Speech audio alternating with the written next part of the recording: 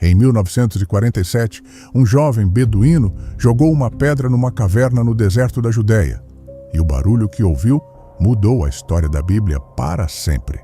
Dentro daquela caverna estava o manuscrito mais antigo do livro de Isaías jamais encontrado. E esse manuscrito tinha, em Isaías 53, uma palavra que a maioria das traduções simplesmente não inclui, uma única palavra. E ela registra a ressurreição 700 anos antes de acontecer. Isaías 53 é, provavelmente, o capítulo mais debatido de todo o Antigo Testamento. Durante 2000 anos, judeus e cristãos discutiram sobre ele. Os cristãos enxergam ali uma descrição profética precisa de Jesus, o servo que sofre, rejeitado, que carrega a dor de outros, que é morto e sepultado. A maioria dos rabinos lê esse texto como o retrato de Israel em exílio, o povo que sangra sob o peso das nações. O debate tem séculos de profundidade e este episódio não vai resolver isso. O que vai mostrar é algo diferente, algo mais específico, mais verificável, algo que está no manuscrito físico, fotografável, aberto para qualquer pessoa examinar, porque existe uma versão de Isaías 53 que é mais antiga do que qualquer texto que os tradutores tinham acesso antes de 1947. E essa versão tem uma palavra que as traduções tradicionais em português simplesmente não incluem. Para entender o que aconteceu, precisamos ir ao deserto. Em 1947, um jovem chamado Mohammed Ed-Adib pastoreava seu rebanho nas colinas áridas perto de Qumran, às margens do Mar Morto. Ele jogou uma pedra numa fresta de rocha e ouviu o barulho de cerâmica quebrando lá dentro. Entrou e encontrou jarros de barro lacrados. Dentro dos jarros, pergaminhos enrolados, embrulhados em linho, preservados pelo clima radicalmente seco daquele deserto por quase 2000 anos. Entre esses pergaminhos estava o que hoje chamamos de Grande Rolo de Isaías. É o único livro completo do Antigo Testamento encontrado no conjunto de manuscritos do Mar Morto. 7 metros de comprimento, 54 colunas de texto hebraico copiadas à mão, e a datação situa esse manuscrito entre 125 e 100 a.C., mais de 100 anos antes do nascimento de Jesus. Isso muda o peso de tudo que vem depois.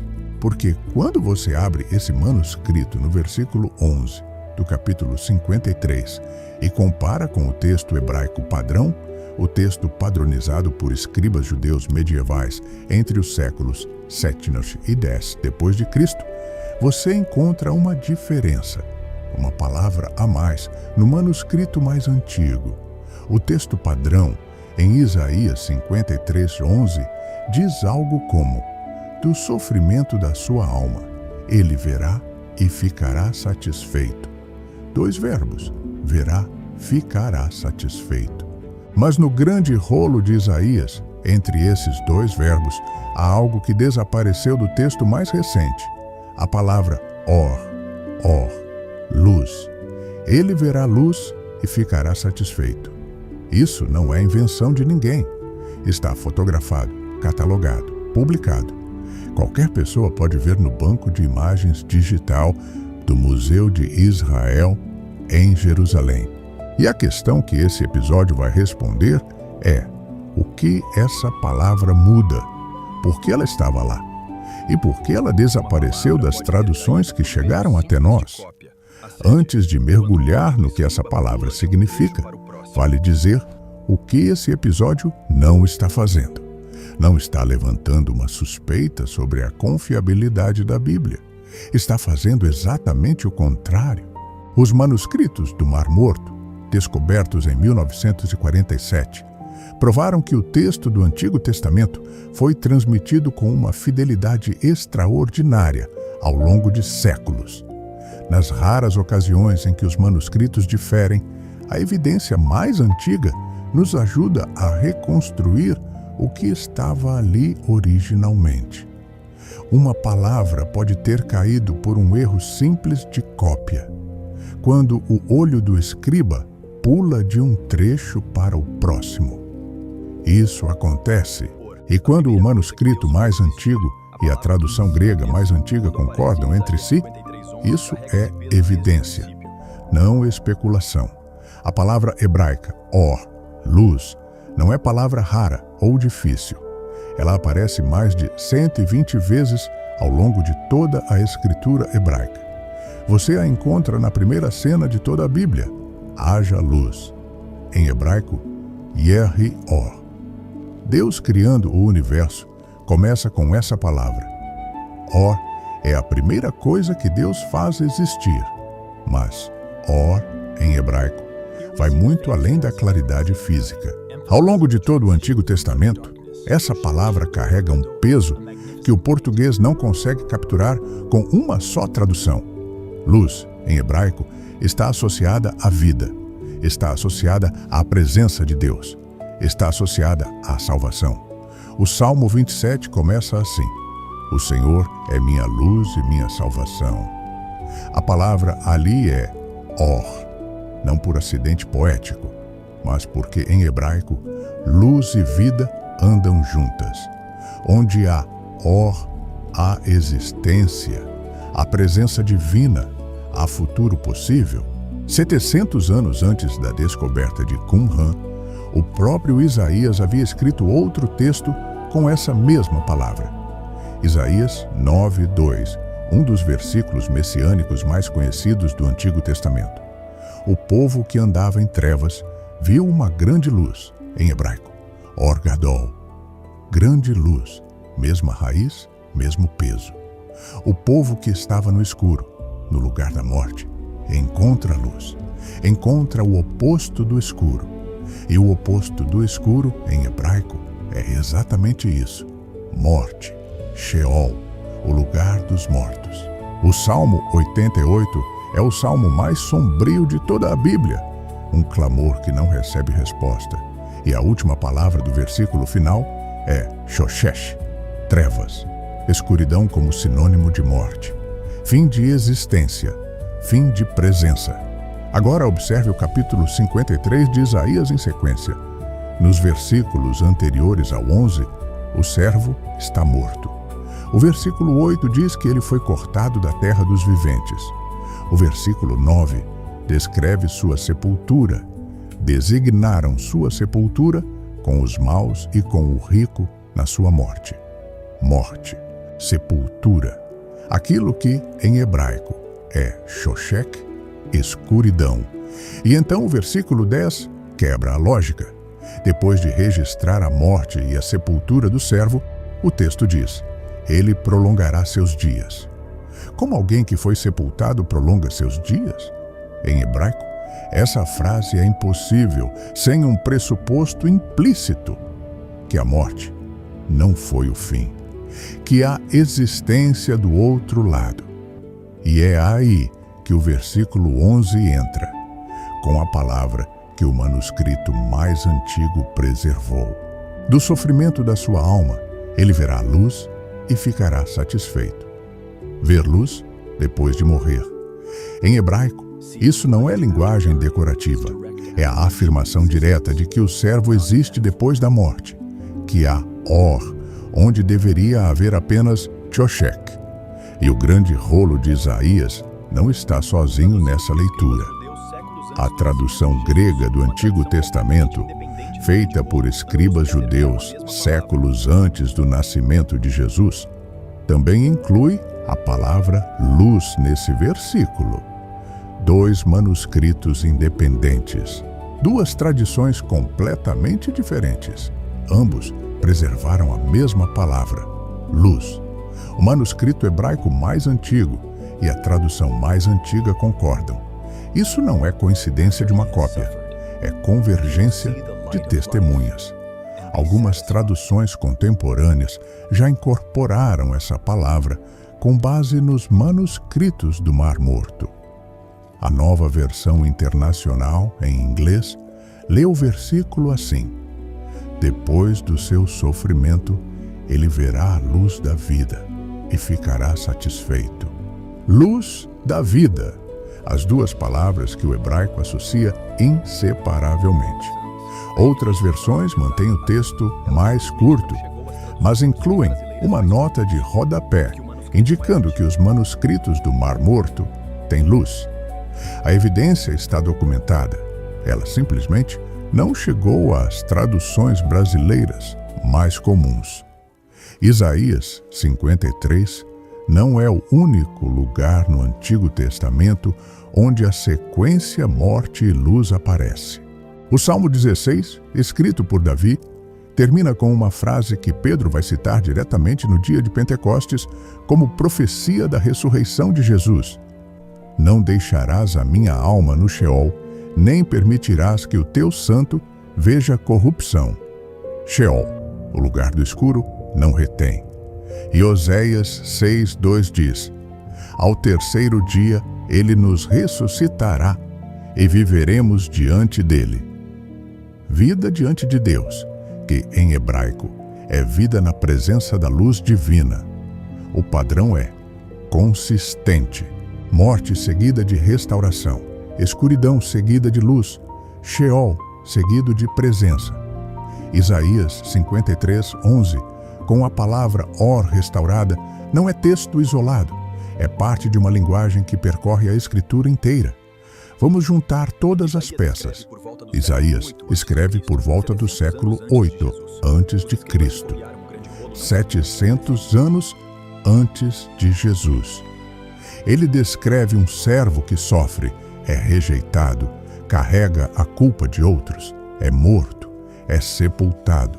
E então, no manuscrito mais antigo que possuímos, o versículo 11 diz que esse servo, depois de tudo isso, vê luz e fica satisfeito. E prolonga seus dias. Esse manuscrito foi copiado antes de Jesus nascer. Os escribas que o produziram não sabiam o que aconteceria no século primo. Não tinham nenhuma razão para inventar uma ressurreição. Eles não estavam escrevendo sobre Jesus. Estavam copiando Isaías. E o texto que copiaram tinha a palavra Or. O que os escritores do Novo Testamento fazem com Isaías 53 é exatamente o que você esperaria de pessoas que reconheceram o cumprimento. Lucas mostra Jesus citando Isaías 53 às vésperas da crucificação, dizendo que o que está escrito deve se cumprir nele. Mateus conecta as curas de Jesus ao Ele tomou as nossas enfermidades. Pedro, em sua primeira carta, cita Isaías 53 diretamente. Pelas suas feridas fostes curados. Mas é o próprio Isaías, no manuscrito mais antigo, que vai mais fundo do que qualquer um deles na questão da ressurreição. Porque o versículo 11 não para na visão de luz. Ele continua: pelo seu conhecimento, o meu servo justo justificará a muitos e carregará as iniquidades deles. Esses são verbos no presente e no futuro, ações que acontecem depois da morte e da sepultura. O servo ainda justifica, o servo ainda carrega. Em hebraico, quando verbos de ação aparecem depois de um relato de morte de uma pessoa, a implicação é que essa pessoa continua existindo, que é a vida do outro lado. Não metáfora, existência. O servo está morto no versículo 9 e ainda atua no versículo 11. A teologia reformada entende Isaías 53 como substituição. O servo morre no lugar dos muitos, carrega sua culpa, e os muitos são justificados por isso. Mas substituição que produz resultado eterno pressupõe um substituto que existe eternamente. Um substituto cuja morte é permanente não justifica ninguém. A visão de luz, o prolongamento dos dias, os verbos contínuos, tudo converge na mesma conclusão. Isaías não sabia o nome de Jesus. Não tinha como saber a data nem o lugar. Mas escreveu, 700 anos antes, sobre um servo que morreria, seria sepultado e que, depois disso, veria luz.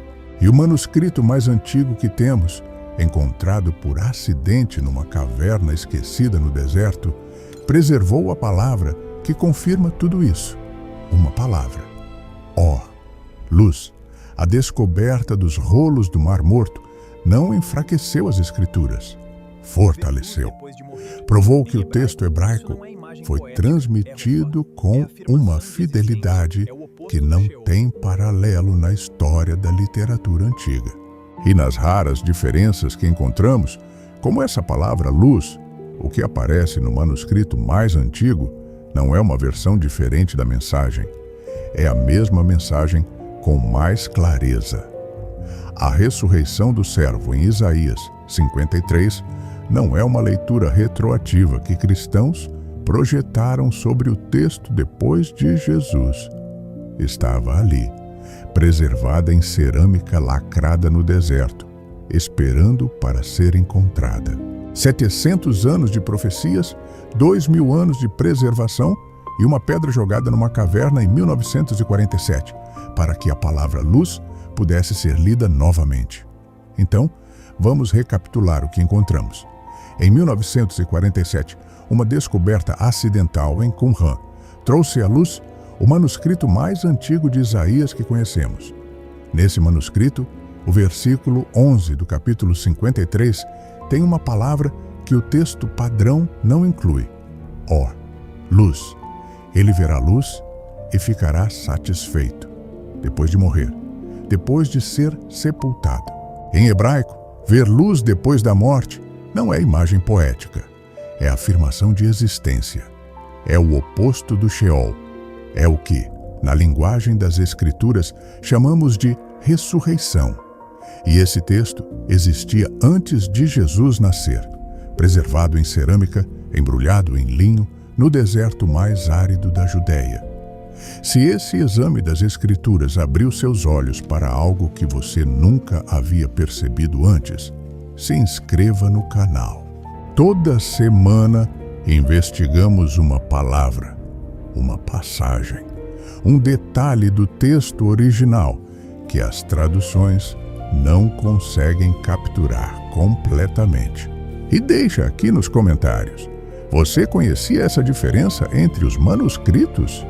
O que significa para você que a ressurreição do servo estava escrita no texto mais antigo de Isaías que possuímos? Na próxima investigação, os 10 mandamentos foram traduzidos errado. E o que o hebraico realmente diz muda completamente como você entende o que Deus pediu ao seu povo.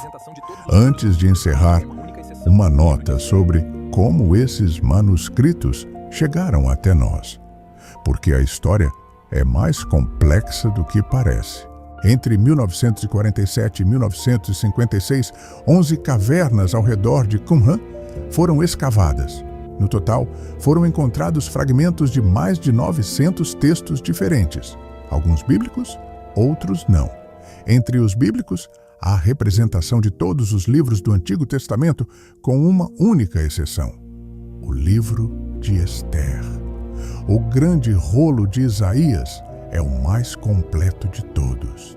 Está hoje preservado no Santuário do Livro, dentro do Museu de Israel em Jerusalém, um edifício projetado especificamente para abrigá-lo, com temperatura e umidade controladas. Mas existe um segundo manuscrito de Isaías encontrado em Qumran.